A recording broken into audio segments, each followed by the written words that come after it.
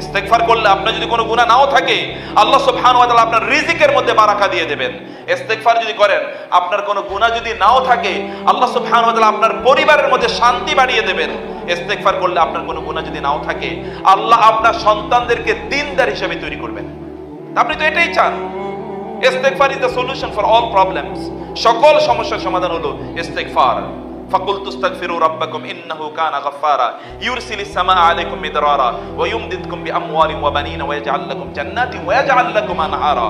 আল্লাহ বলেছেন যে তোমরা যদি ইস্তেগফার করো, আমি তোমাদেরকে ফল, ফসল, সন্তান, সন্ততি, সুখ সমৃদ্ধি দিয়ে আমি তোমাদেরকে ভরিয়ে দেব। তোমরা যদি ইস্তেগফার করো। বোনেরা, আমি এটা লাস্ট পয়েন্ট বলছি। আপনারা, আমি আধা ঘন্টা সময় নিয়েছিলাম, ততটুকুই প্রায় শেষের দিকে। তো আপনারা আল্লাহর কাছে ইস্তেগফার করুন। যত ইস্তেগফার করবেন, আল্লাহ রাসূল সাল্লাল্লাহু আলাইহি ওয়াসাল্লাম বলেছেন যে ইস্তেগফার করে আল্লাহ তার বিপদ থেকে মুক্তির পথ তৈরি করে দেন এবং তার সংকীর্ণতাকে আল্লাহ প্রশস্ত করে দেন। আপনি মনে করেন একটা সংকীর্ণ বাসায় আছেন, রাসূল সাল্লাল্লাহু আলাইহি ওয়াসাল্লাম বলেছেন আল্লাহ সুবহানাহু ওয়া তাআলা তার জন্য প্রশস্ততা তৈরি করে দেন। হতে পারে আপনার ইস্তেগফারের কারণে আল্লাহ আপনাকে প্রশস্ত একটা বাসার ব্যবস্থা করে দেবেন। এটা কি তার পক্ষে অসম্ভব?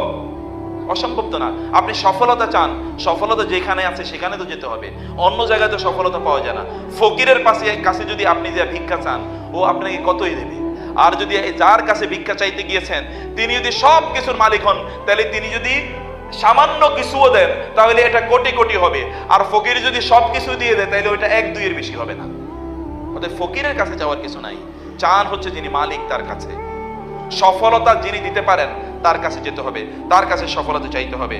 অতএব আল্লাহ সুবহানাহু ওয়া তাআলাকে, আল্লাহর কাছে বেশি বেশি ইস্তেগফার করুন। এবং সর্বশেষ যেটি বলে শেষ করতে চাই সেটি হচ্ছে আপনি মানুষকে ক্ষমা করে দেন। প্লিজ, যত পারেন ক্ষমা করে দেবেন। এটা সফলতার পথ। যত পারেন ক্ষমা করে দেন। এই জন্য আমি বলছি, মানুষের সুখ দেখে যদি আপনি একটু খুশি হন, ওই মনের খুশি হয়েছে, ভালো একটা খবর। আপনার যদি ভালো লাগে এবং কাউকে দেখার পর যদি আপনি একটু হাসতে পারেন, তাহলে বুঝবেন যে আপনার প্রতিদিনই সুখী দিন। প্রতিদিনই কিসের দিন? সুখের দিন, খুশির দিন।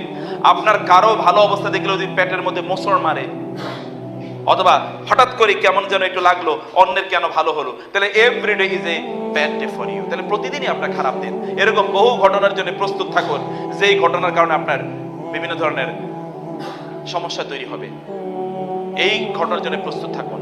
প্রিয় বোনেরা, আমি এই বিষয়ে আরো বহু আলোচনা আছে, সেই আলোচনা দিকে আমি যাচ্ছি না। সংক্ষেপে এটুকু বলে আপনাদেরকে অনুরোধ করতে চাই যে একদিকে সফলতা, অন্যদিকে ব্যর্থতা। আল্লাহ সুবহানাহু ওয়া তাআলাকে প্রায়োরিটি লিস্টে রাখুন। সকল কিছুর জন্য সন্তুষ্টি কার কামনা করছেন? আপনি আল্লাহর সন্তুষ্টি কামনা করছেন। অথবা আপনার স্বামী যদি আপনাকে কষ্ট দেয়, আপনি মনে করুন যে তারপরে আমি তার সেবা করছি, তার প্রতি